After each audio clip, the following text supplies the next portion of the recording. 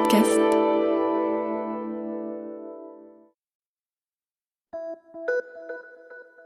Salut, c'est Clara Delina. Cette semaine, dans La vie d'avant, je vous emmène à la rencontre d'Armand Coutet, guide de haute montagne à la retraite. Il a commencé son activité à la fin du 19e siècle et a connu les débuts du tourisme à Chamonix quand une population privilégiée y venait l'été admirer la mer de glace. On est en 1962, les sports d'hiver commencent tout juste à se développer et l'État s'apprête à construire les premières stations de ski intégrées avec remontée mécanique et tout le confort. Monsieur Armand Coutet, vous étiez guide il y a une 60aine d'années. La montagne autrefois, c'était une autre aventure qu'aujourd'hui. À Chamonix, bien sûr, les gens de la vallée ont tout de même un peu d'atavisme puisqu'ils ont vécu à la dure dans une vallée au climat rigoureux, les hivers très longs. Les hivers étaient d'autant plus longs qu'à ce moment-là, le ski n'était pas connu. Puis, petit à petit, avec l'arrivée du monde qui venait visiter à l'époque les glacières. Et qui venait à Chamonix comment ?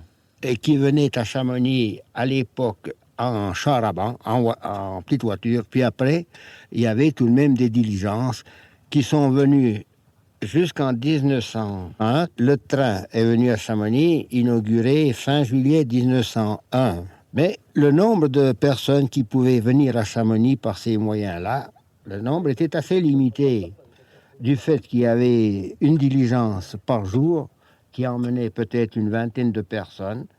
Et le nombre d'hôtels, la réception n'était pas très forte non plus. Elle était suffisante probablement pour le monde qui venait à Chamonix à l'époque.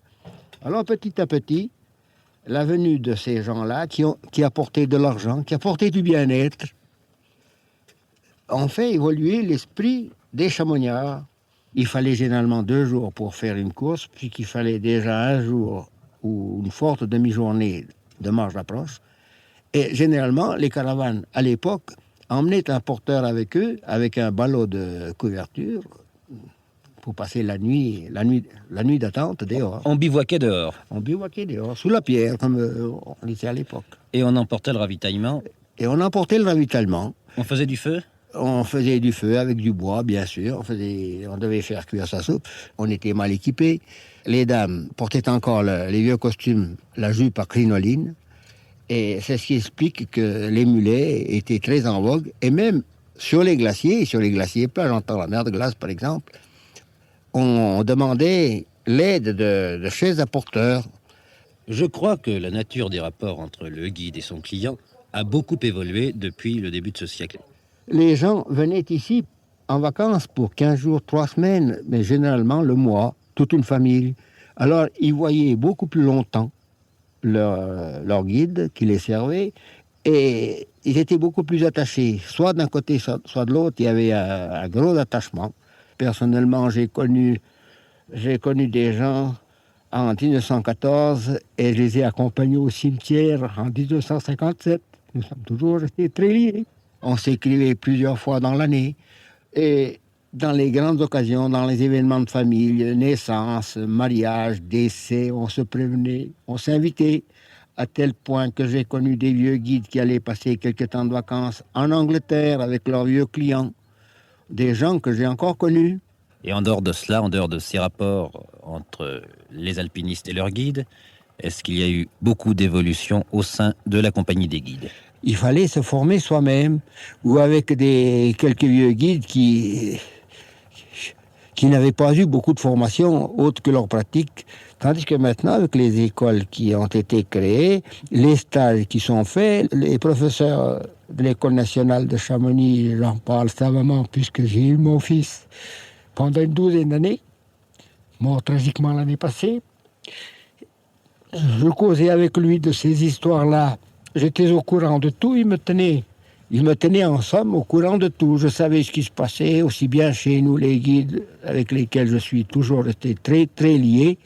J'ai conservé de grosses amitiés, de grosses sympathies à la compagnie des guides, Et d'ailleurs, je leur suis très attaché. La compagnie des guides a toujours été régie par des règles précises. Est-ce que ces règles sont plus rigoureuses aujourd'hui qu'autrefois ou le contraire? Je crois plutôt qu'elles étaient plus rigoureuses autrefois, qu'il y avait moins de liberté que maintenant. Il y avait des sanctions qui n'existent plus maintenant. Il y avait d'abord la radiation, après plusieurs avertissements. Il y avait des conseils de discipline. Il y avait même des sanctions prises sur plainte, prises par le juge de paix.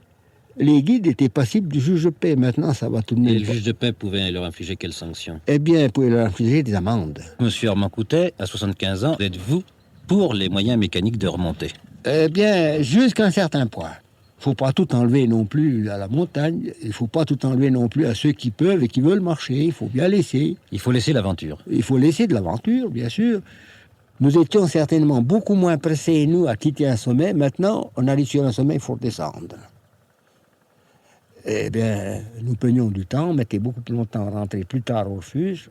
Certainement qu'on ne le fait pas maintenant. Mais on prenait quand même le temps de voir et de regarder. Ça valait bien la peine, c'était bien beau. Vous avez des regrets de ne plus faire de montagne? Eh bien, des fois, oui. Des fois, oui. Quand le mois de juin vient, je commence à regarder en l'air. Je me dis, tiens, la montagne s'est dégarnie, la neige s'en va. Telle et telle course pourrait peut-être se faire. Il m'arrive de prendre ma bicyclette et d'aller à 3 km de chez moi au bureau des guides de Chamonix, retrouver un peu l'ambiance, trouver des copains. Au bureau des guides de Chamonix où j'ai toujours mes entrées, où je suis toujours bien accueilli en camarade, même par les jeunes. Voilà, c'est la fin de cet épisode de La vie d'avant, produit par Lina. N'hésitez pas à nous mettre 5 étoiles s'il vous a plu, et abonnez-vous pour ne louper aucun épisode sur votre plateforme d'écoute préférée. On se retrouve la semaine prochaine pour un nouvel épisode de La vie d'avant.